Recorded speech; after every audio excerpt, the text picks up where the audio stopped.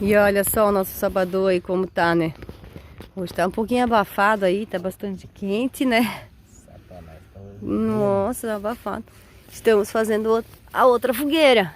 Aqui, no outro pergolado, ó. Aquele jeitinho ali que a gente tem a outra lá. Você tá aqui, minha lindeza, tá ajudando o papai e a mamãe. Vamos fazer outra fogueirinha aqui no estilo dessa, que ficou muito show. Já vamos organizar. O pessoal que estava visitando já foi embora, estavam lá ocupando aquele espaço lá. E a fogueirinha vai ser desse jeito, bem top.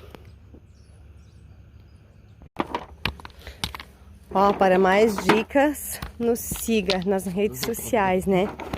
Estamos, como diz o Gui, né? Estamos especialistas em fogueira já, né?